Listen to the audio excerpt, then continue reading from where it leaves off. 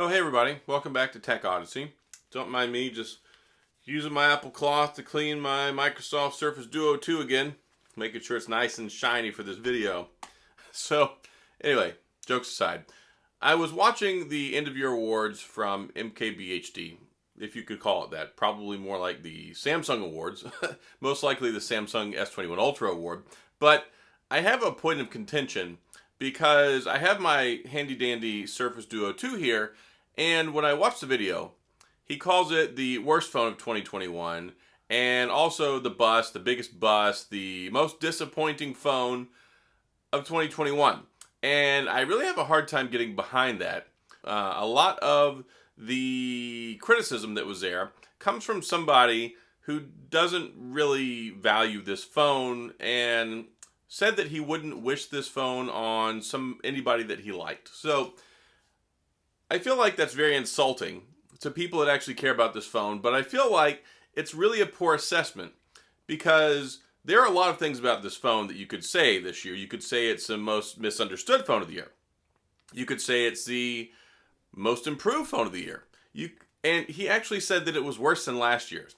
And the only thing he really talked about was the fact that you have this camera that now presents and gives you this tiny little wedge when you hold the phone, which I found is largely negligible, even though I was concerned about it at first. So, why is this phone not the worst phone of 2021? Why is it not the biggest bust? Well, when you look at the original Surface Duo, it really didn't take a lot to improve this year.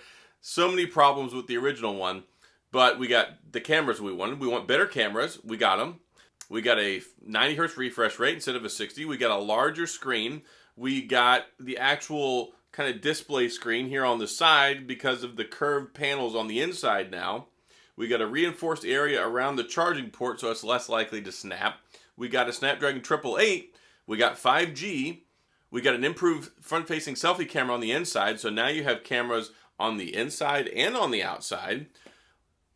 I mean, basically everything about this phone changed for the better. Like, absolutely everything. We got better battery life. We got more RAM. We got the improved operating system. We got more stability. And it's not buggy.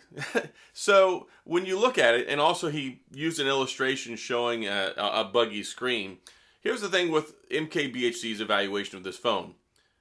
As far as I know, him and most of the other reviewers that were all saying that the phone was buggy were using it on pre-release software for like the month prior to when it came out. The day this phone came out, it had like a 700 to 800 megabyte update, day one. And then day two, it had like another 230 megabyte update. This phone has had more patches and updates, refinements, and fixes than the Pixel 6 or the 6 Pro since it's come out. So Microsoft has demonstrated so far their commitment to the software updates, to refinements, to making things better, adding features.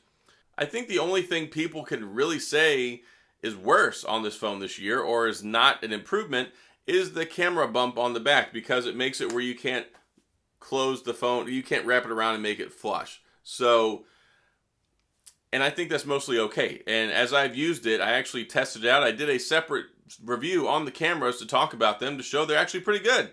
And I would rather have this camera module than be able to just close it flat. Like, I really appreciate having these cameras. They're actually usable, as opposed to before where we had the one camera on the inside that you had to like open the screen, flip it all the way around, double tap on this side to flip the screen around so you could use it. It was mostly terrible. Also, we got stereo speakers. We got better speakers on here now too. This phone is light years ahead of where last year's was. This phone, I've said many times, is everything that we wanted the first one to be in a second generation phone. The improvements have been vast, like crazy good, and the performance is way better. It's much more reliable. It's way more enjoyable. The only thing is it costs $1,500. So that's kind of a hard pill to swallow. That's a spicy meatball. But the thing is that people that really want this phone and that are designed for this phone are not even looking at the price tag. Most of them are business professionals. It might get picked up as a business phone. You might get it on an enterprise contract, whatever. There's not a lot of people going out there and just shelling out $1,500 of their own money. And if they are, then it's because it's valuable to them. There's not a lot of people here looking at iPhones going, you know what? Yeah, I really would like that phone, but I'm not getting it because it's $1,500.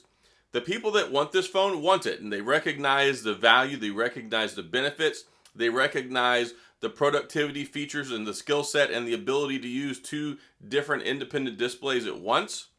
It is such a good phone, and for the right person. This is one of those ones where it's like, yeah, if you don't want this phone, you're not going to like it. And I hesitate sometimes even calling it a phone because I consider it a productivity device. That's what I consider it. You can use the Surface Pen with it. You can do all sorts of stuff. You've got the Windows Suite, Office, all that stuff built into the phone. And you can run it a lot of different ways. So it's a very, very productivity-centric device, almost like a modern BlackBerry, minus a physical keyboard that you can add other stuff to. And then if you want, you can use it for a fantastic streaming device for your Xbox Game Pass. You can play Halo, Forza, and all that great stuff. Prop it up. You even got it your own built-in stand. So I really felt like his assessment of this phone was misguided. And I felt like it came from a position of clearly the phone wasn't for him. I think maybe he even said it wasn't the device for him in his initial review. I don't want to put words in his mouth, but the sentiment wasn't there. But the problem was is so many people tested this out during that initial time period before the phone officially launched and had all of those updates. This phone is way better than it was. Like the day this phone came out, the day everybody went and got it on retail, it was already vastly improved over when the reviewers were testing it during that time period. So I feel like that should be captured, especially when people are doing this pre-release software testing. If you get a device 3 or 4 weeks early and it has problems, then that's usually something you highlight. And a lot of times the brand will tell you, hey, this is on pre-release software. We're going to have a maintenance patch that comes out on X day. And it was there on the first day. So I didn't appreciate the criticism. As somebody who enjoys this device and uses it very, very often, and I typically have my secondary SIM card in it, for people that want this phone, it's fantastic. It does a great job. It is a very, very narrowly targeted device. It's a very niche product. This is not a phone for the masses. I would be very, very surprised if they even sold 1 million of them. Like, I don't even think they made 1 million of them. This is not, and that's another reason why the prices are so high. It's a very novel phone, and it's supposed to be the world's like thinnest 5G phone. It's super thin, it's super light, it's super portable, and it can do so many different things. So if you walked away from that video discouraged, don't be. I don't think that that's a accurate reflection of what you get with the Surface Duo 2. I think that it wasn't very valid criticism, honestly. And that's my opinion. I respect a lot of the stuff that he makes, and I watched it, I'm like, this just doesn't feel right. This does not sit well with me, and I don't think it's a good representation of this device. But I get it. If the phone is not for you, if it's not for a lot of people, that doesn't mean it's bad. That's like going out to the toolbox and you need a miter saw and you get a bandsaw and you go, well, this is not very good because it doesn't suit my needs. It doesn't mean it's bad. And that's why I say I think this is the most misunderstood phone of 2021, because most people don't understand and appreciate what it's actually for, and they just immediately compare it to an iPhone and go, well, this is weird. This is off-putting. This does all these things. This costs this much more money. And you're not realizing what it's actually for, who it's targeted at, and the skill set and the functions that it has.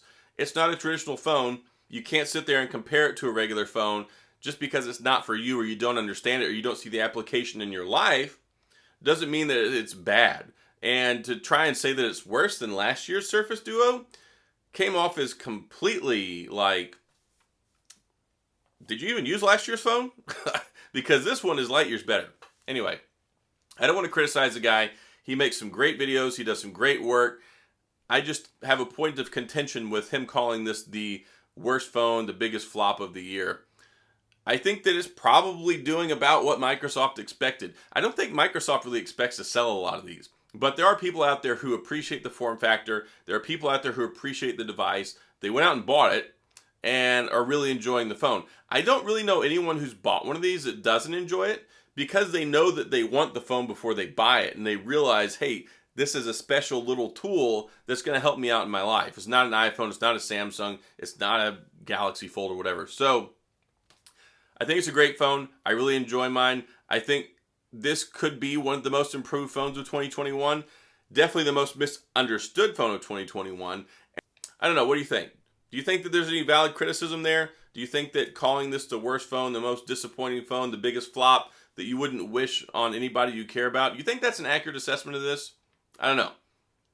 It struck me the wrong way. So that's all I've got. If you have any questions or comments, please feel free to leave those down in the comment section. I'll get back with you. If you enjoyed the video, please hit the like and the subscribe button and the little notification bell if you want updates when new videos come out. And as always, thanks for being here. I appreciate you watching, and I'll see you guys next time.